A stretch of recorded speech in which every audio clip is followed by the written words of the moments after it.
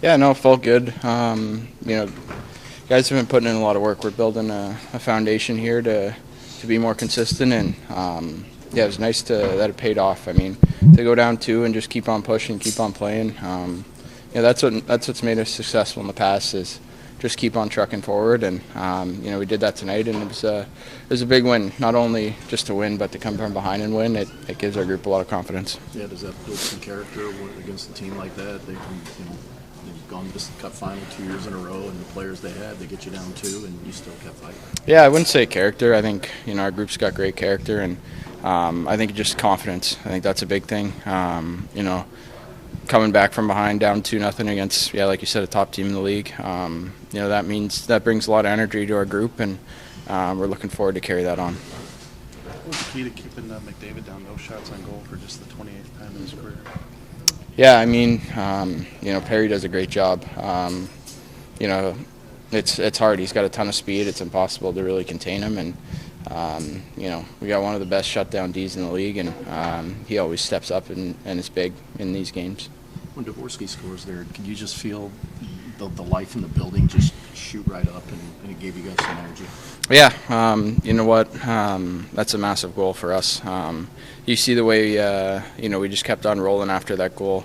Sometimes you need a big power play, and he had, it was a wicked shot. So definitely should get a lot of credit for really changing the tide of the game. How much did you know about his one-timer before you got here? I mean, just a lot. I mean, he's got a great shot, whether it's a snapshot, whether it's a one-timer.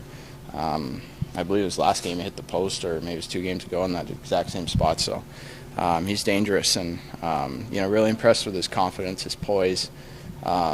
He's been playing awesome for us, and super happy he got his first one.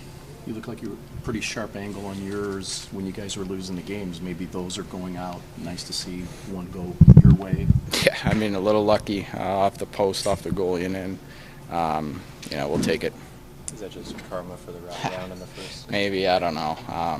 Sometimes you get those bounces, and that was a big one. What's that like, though? You were saying this morning how tough it was to watch and not be able to help, and then to be out there helping.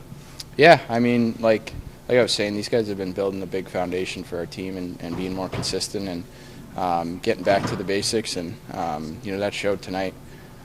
Just the way we were able to, like, even their second goal, we come out that period, we're playing really well, we have a ton of chances, and they block a shot and end up with a 4-on-2 and are able to score, and we just keep going back at them. And I think just for me to jump in the lineup and have the guys playing like that, have that mentality, wasn't too hard for me. What did that feel like, first career NHL goal? Well, obviously it was awesome. I mean, nothing much else to say, and got a great pass from Falk there, so just try to shoot it, and I'm happy to win it. You just feel like you just got to be ready to shoot any time you get it, especially in the circle there. Have the coaches preached that to you too? Yeah, I mean, coaches, all the guys say it as well. Like, when I have the opportunity to shoot, I should do it, and it was probably a good thing that I shot that puck. So That's a great first goal. Is that everything you dreamt of when you envisioned what that first goal might look like? I mean, to be honest, I wouldn't care if I kick the puck in or shoot it. The first goal is a first goal. So yeah, I'm happy it went in this way, but I mean, whatever. What's first goal is doesn't matter how I score it. Do you feel like it gave not only you guys life, but could you just sense the life in the building just go up after you score there? Yeah, well, I mean, we played a great team game, so I feel like our overall team game kind of got the fans going, and just try to do my best every time I'm out on the ice, and get so much help from my teammates here, and I love being here and playing here. Just how much did you need that result tonight? Well, we needed it, but I think, we're a process-oriented team, and we believe that if our things that we believe that we have to be good at, whether it's habits, details, or certain parts of our process of the game, winning net front battles, and then the results that come from that is grade A chances, and then game management was really good tonight. And that, we believe, leads to good results. And this, for me, this was the third good hockey game in a row that we've played. And if we keep playing like this, we're going to win a lot of hockey games. Not that you were playing poorly before that, but could you just get a sense, crowd-wise, and maybe even on the bench, when the scores there, the level just raised up? Yes, on the bench, I didn't feel like I felt we were pretty confident. Like, yeah, we're down 2-0. Yeah, they've made some high-end plays, but we had 3 odd man rushes before they scored the goal to make it 2-0. So that gave us a lot of positive talk on the bench. And then, the power play came through. It was a great job by the kid cranking it home. What a shot. That's, you get your first goal, and that's one you want to talk about. Yeah, I went bar down on a one-timer. Pretty cool. Speaking of trust in the process, you mentioned those 3 scoring opportunities you have. You don't get it, then you get the goal against. Go down 2-0. Just the resolve with the way things have been going. Can you speak to that? Yeah, it's really important. I even during this slide, it may be hard to believe, but the belief in the room is that we're a good hockey team. And I talked about it earlier. There's a lot of analytics pointing.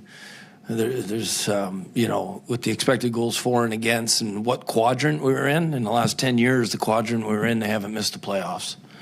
So that's why we felt a lot of good things. Now, that's just one win. Now we got to start building. We got to keep building.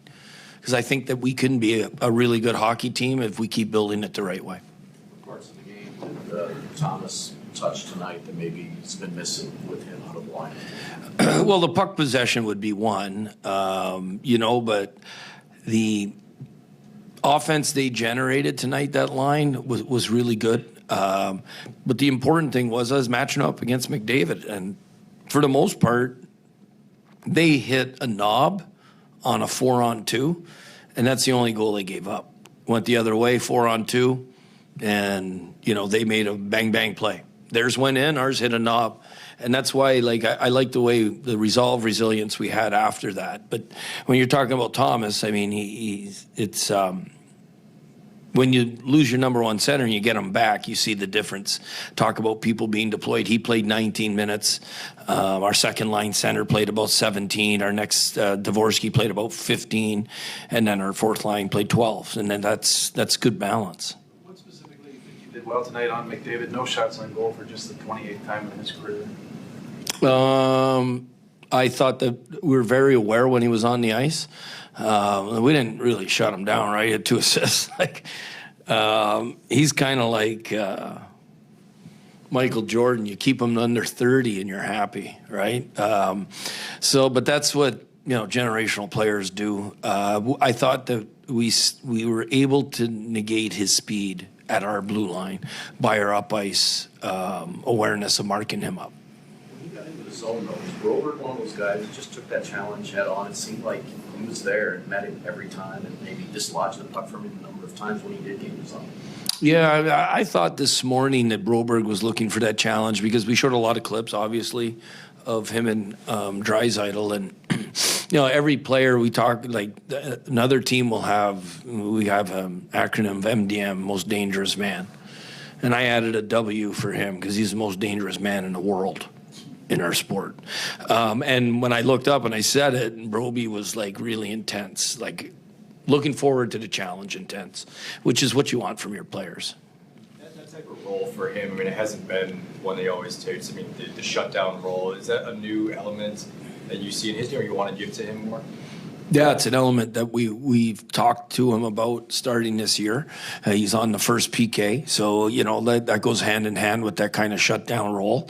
Now that he's with Parayko, I don't know if it stays that way, but it's a good pairing right now, and I like the pairing of Fowler and Falk, the way they've been moving the puck. But we'll see how the pairs continue to evolve here. But I guarantee you, Broberg and Parayko will be playing together in Washington. You mentioned Suter being right places on the ice. Is he just reading that play and perfect example of it? Well, he scores goals. He knows where he scores goals from the hash marks down to the goal line, and he finds his way there. He has impeccable timing. When you're his size, you can't plant yourself in front of net like a Jake Neighbors or a Torpchenko can. You have to get there when the puck's arriving. And that's what happened on the game-winning goal. It was a real good shift by that line, who I thought was really good against the Draisaitl line tonight. And they got that game-winning goal, which was huge for us. What did you think about the pace you guys were able to play at, particularly when you had the puck? Yeah, I thought that if we're a little bit cleaner, we probably have a lot more goals tonight. Like, our D-men, I thought, were supporting our rush from breakouts and in neutral zone, and they were doing it from a good defensive position, jumping by people as we carried speed through the blue line. So I thought our transition with the puck was one of our better games, and I thought our puck management, when we didn't have a play, we put it in and we went to forecheck. So I thought the combination of our puck management and the speed we played with, I thought it gave them some trouble at times. How much did Bates kind of keep you in the game? Yeah, those two saves after it went 2-0 were huge. It really elevated our bench. A lot of people on the bench, a lot of players. I remember someone saying, Benner's fighting for us, you know, and that's what he does, you know, and he gives you the confidence that you're never out of a game because of the competitive spirit he has in the crease. Pardon me? Well, there was a blocker save, and right after the blocker save was the second one. It was a sequence. There was 3 quick shots. One missed the net, but the other 2 he saved, but he was ready for the third one. He was square to it already, but it missed the net.